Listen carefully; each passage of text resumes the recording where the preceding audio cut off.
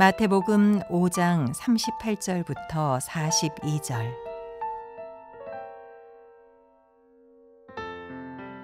또 눈은 눈으로, 이는 이로 갚으라 하였다는 것을 너희가 들었으나 나는 너희에게 이르노니 악한 자를 대적하지 말라.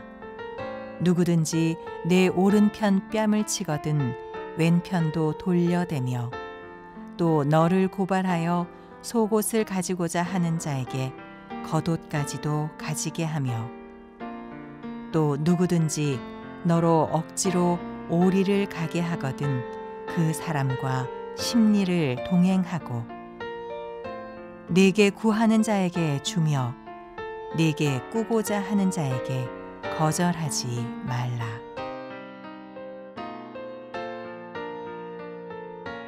오늘은 인간 관계 중에서 내게 해를 끼친 사람에게 어떻게 해야 될까 하는 것을 가르친 말씀입니다. 여러분, 우리가 이 땅에 살면서 상처 받은 적 있지요? 남이 나를 무시하고 모욕하고 그것이 언어만이 아니라 때로는 몸으로 또 때로는 폭력으로 그렇게 상처를 받은 적은 없으십니까? 그때 우리 마음속에 무슨 생각이 듭니까? 내가 저놈에게 복수해야 되겠다. 어떻게 하든지 내 마음속에 이 화를 안갚음을 해야 되겠다. 이런 마음이 생길 적이 있지 않습니까? 오늘 예수님은 우리에게 우리 속에 있는 이 분노와 화가 있을 때 상대방을 향해 어떻게 대하라, 이것을 가르치고 계십니다. 예수님께서 이렇게 말씀하십니다. 옛사람은 눈은 눈으로, 이는 이로 갚으라 했다는 것을 너희가 들었지 않느냐? 무슨 말씀이시죠? 그 유명한 다른 사람이 나에게 눈 하나를 상하게 하면 나도 다른 사람 눈 하나를 상하게 하라는 뜻입니다. 다른 사람이 나의 이빨을 하나 상하게 하면 나도 다른 사람의 치아를 똑같이 상하게 하라는 동일 보복법에 대한 말씀입니다. 이 말씀은 우리를 간담이 서늘하게 하는 말씀이기도 합니다. 구약 성경은 그렇게 보복을 강조했는가? 사람을 그렇게 상하게 하라는 뜻인가? 사실 이 동일 보복법은 당대의 하나의 엄정한 정의의 법이라고 할 수가 있습니다. 왜냐하면 우리의 마음속에는 늘 보복 정신이 있기 때문에 그렇습니다. 보복이라는 게 똑같이 보복하는 것이 아니라 더 강력하게 보복하는 것입니다. 그래서 동일 보복법이라고 하는 것은 이 보복을 증폭하지 않도록 하는 하나님의 하나의 제어 수단이라고 할 수가 있습니다. 너무 많은 보복을 해서는 안 된다. 실제적으로 구약에서 보면 이스라엘 백성들이 세겜에 이르렀을 때 그때 동생 야곱의 딸이었죠. 디나라고 하는 이 처녀가 세겜 추장에 의해서 그 아들에 의해서 추행을 당하게 됩니다. 이것을 안 그 오빠들이 화가 나서 이 서로 협상을 하면서 그 세겜 족속의 모든 남자들에게 할례를 행하게 했습니다. 그리고 나서는 할례를 받고 고통을 받을 때 그냥 그 남자들을 전부 멸족을 시켜버렸습니다. 이것을 야곱이 탄식을 합니다. 하나님이 기뻐하신 것이 아니다. 그래서 이 이스라엘 백성이 온 지역 다른 민족에게 미움을 받는 그런 계기가 되었던 사건입니다.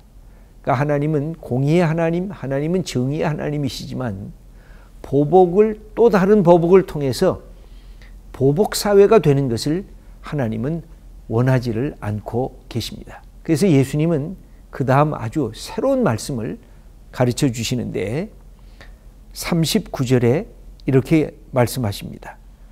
나는 너희에게 이르노니 악한 자를 대적하지 말라. 누구든지 내 오른 뺨을 치거든 왼 뺨도 돌려대며.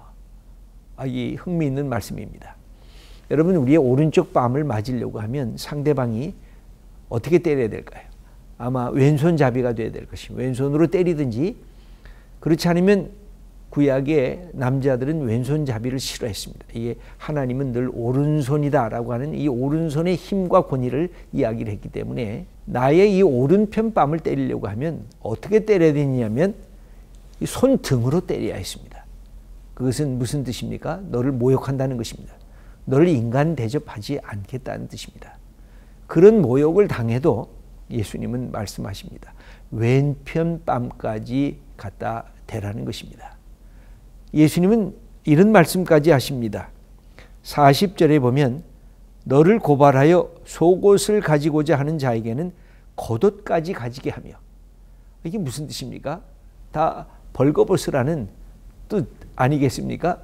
이걸 어떻게 감당하겠습니까? 예수님께서 하시는 말씀은 그것입니다. 보복은 또 다른 보복을 낳는다. 폭력은 더 큰 폭력을 낳는다.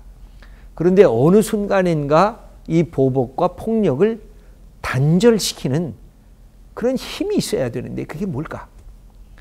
예수님은 우리에게 그것이 사랑이라고 가르쳐 주십니다. 나를 고통을 감내하는 희생의 사랑이 있어야 이 많은 폭력과 폭력, 보복과 보복이라고 하는 이 갈등 사회가 종식이 된다는 것입니다.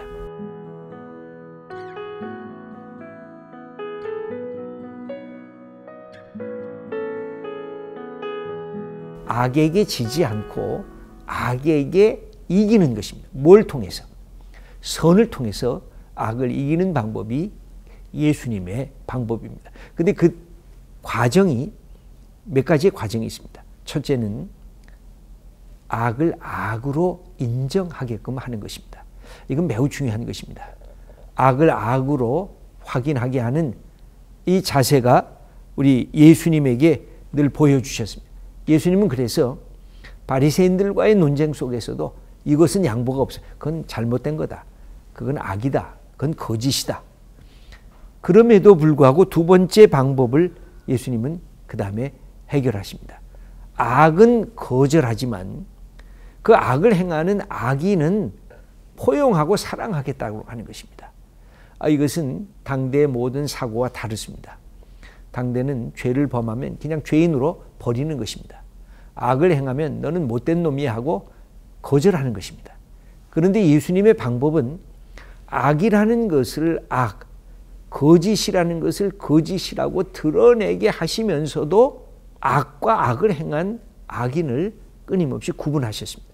무슨 뜻입니까? 사람이 변화될 수 있다는 것입니다. 사람이 회개함으로 자기가 갖고 있는 악에서부터 탈출할 수 있다는 뜻입니다. 이건 놀랍지 않습니까? 예수님께서 그러셔서 사람들이 죄인임에도 불구하고 그들을 사랑하셨습니다.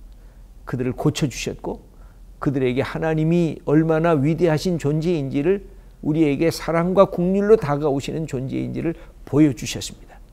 그래서 질병은 싫어하셨지만 병든 자는 고쳐주셨습니다. 귀신은 아주 못된 것이라고 야단쳤지만 귀신 들린 자에게 귀신을 쫓아내므로 그 사람을 살리셨습니다. 그리고 다른 모든 사람들을 향해서 그렇게 행하셨습니다. 이 길은 예수님에게도 힘든 길이셨습니다. 무슨 길일까요? 자기 희생의 길이었습니다. 어느 길이었을까요? 고난받는 길이었습니다. 십자가에 달리는 그 죽음의 길이셨습니다. 예수님은 이 길을 가시면서 어떻게 하셨습니까?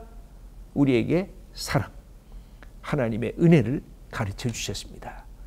그래서 예수님께서 마지막에 보여주신 것이 십자가입니다. 나는 너희를 위해서 대신 죽는다는 것입니다. 그러나 죄는 무겁다. 죄는 하나님이 용서하지 않는다. 죄인은 용서하지만 죄는 하나님과 상관이 없다. 이렇게 선언하시기 때문에 예수님이 죄 때문에 죽으셨고 예수님이 죄인을 위해서 다시 사신 것입니다. 사랑하는 귀한 성도 여러분, 우리는 이 시대에 참으로 많은 상처를 받고 지내고 있습니다. 화가 날 때도 있습니다. 보복하고 싶은 생각이 있을 때도 있습니다. 그때 우리 주님은 말씀하시는 것입니다.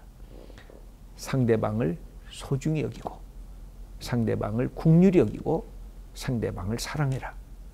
무엇보다 죄와 죄인을 구별해라. 악과 악인을 구별해라. 악은 틀림없이 악이다. 죄는 틀림없이 악이다. 이걸 선언해라.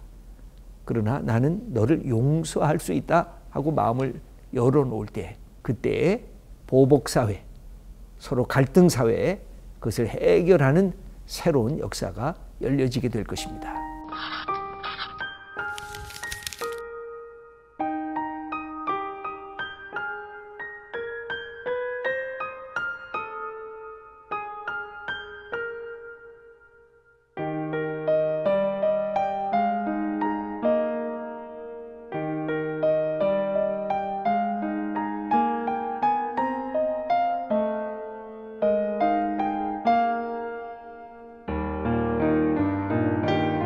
사랑하는 성도 여러분, 우리 마음속에 우리를 이렇게 억누르고 있는 앙금이 가득하게 하는 한 맺힌 응어리진 것들, 이런 것들이 있습니까? 이것들을 풀어놓으셔야 돼요. 그래서 악은 악이지만 내가 용서를 하기 시작하겠다. 여러분, 용서는 내 안에 먼저 시작이 되었을 때 내게 치유의 역사가 일어나는 것입니다. 그때 예수님의 마음으로 긍휼을 베풀을 때 나도 살고 상대방도 사는 것입니다. 다시 예수님의 사랑 가운데 초대받는 우리 믿음의 성도님들 다 되시기를 축원합니다. 기도하겠습니다. 하나님 아버지, 세상이 살벌해졌습니다. 갈등사회가 됐습니다. 아니, 보복사회로 더 확대되고 있습니다.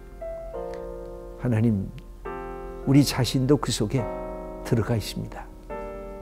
죄는 미워하되 죄인은 사랑할 줄 아는 예수님의 마음을 품게 하시옵소서.